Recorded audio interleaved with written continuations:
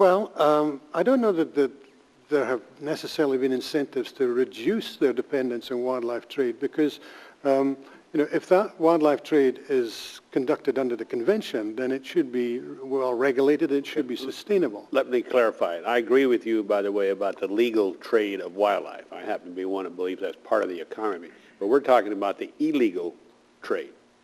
Right. What can we do to make it more attractive, not, for instance, to participate in harvesting rhino horns and elephant tusk and all those other good little things?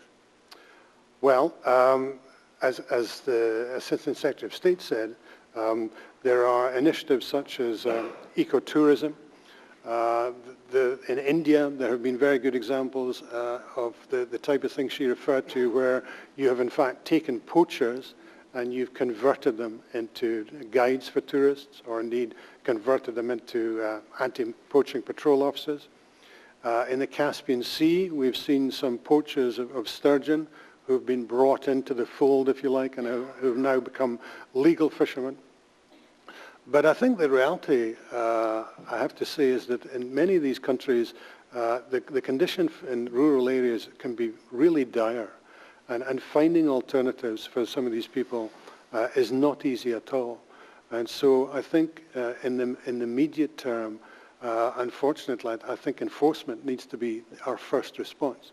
But that can't be the only response, and that's never going to be a long-term solution for this. But as somebody made a point this morning, that there are several species that are listed in CITES that don't have the time to wait for a long-term solution.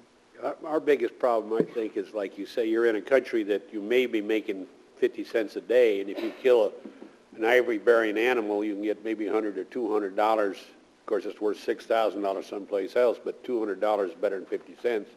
And then if you sell the meat, because they are protein-starved, they sell the meat for, let's say it's an elephant, for maybe $1,000, you've got, 10 years of wages in one animal.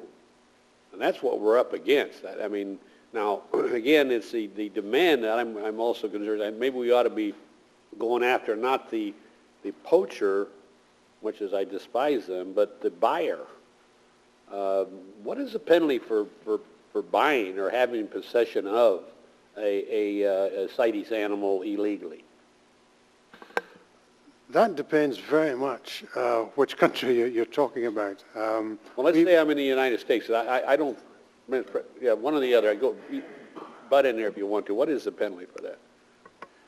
Assuming we have a felony violation, which on import of an unlawful item comes in, the maximum exposure for an individual is a 5-year prison term and up to $250,000 fine. Now, that's knowingly doing the action. But let's say I am a John Q. citizen, I'm 75 years old, and I'm in a antique store or I'm someplace else, and I purchase a species unbeknownst to me that's on the CITES list.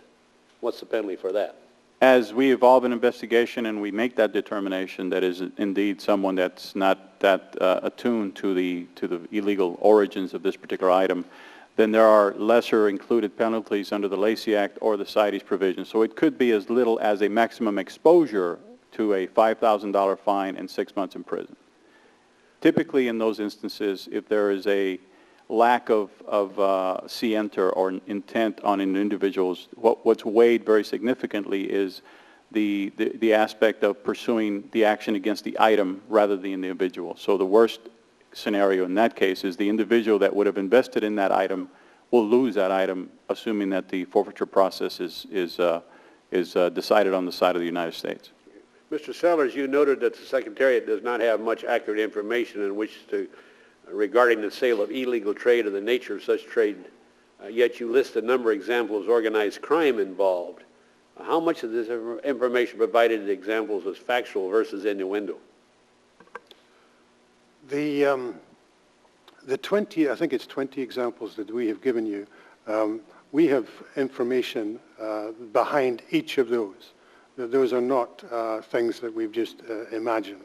We can back those up with examples from specific instances.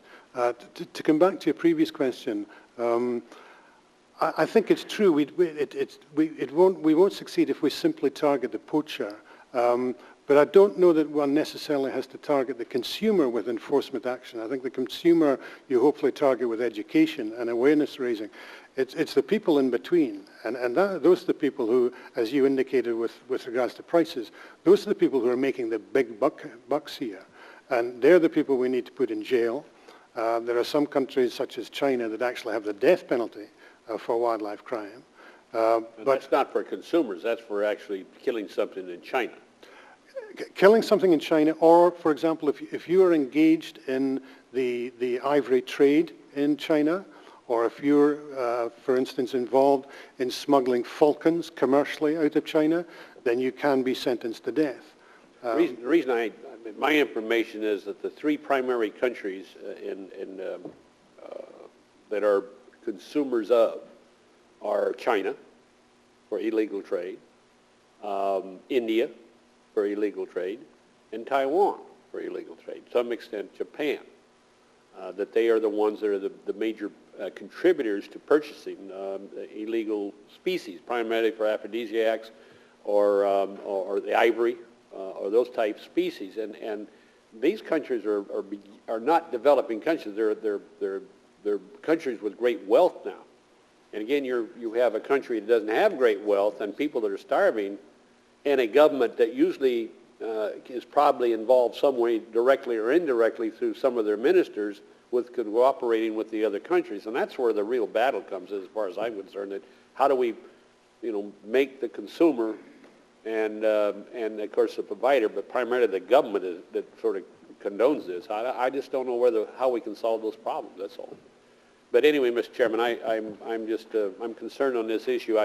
I don't want it to be cast as an anti-hunting issue because I think they contribute the most for conservation. And I do know some of the problems that are faced in these developing countries about just availability of dollars.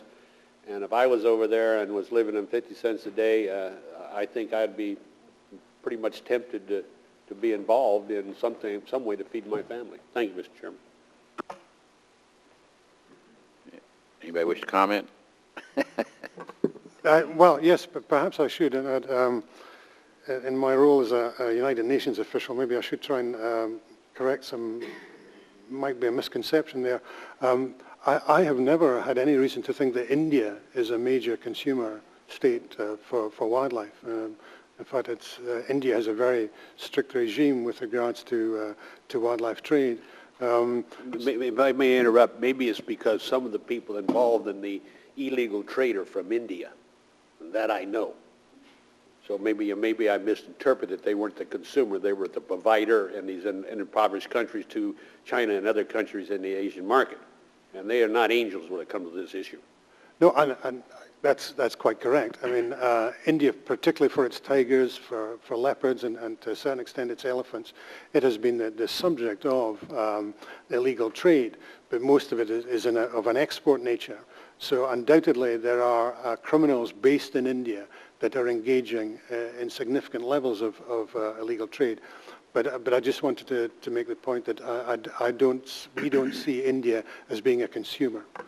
Maybe not. Again, it's my information that the parks that hold the last big bastion of tigers have gone from about 5,000 to 2,000 under the protection of the parks under the Indian government. So again, somebody's not doing the job. That's within this country itself. And I don't get me started on this issue. Your time's expired. Gentleman from Michigan, Mr. Kildee.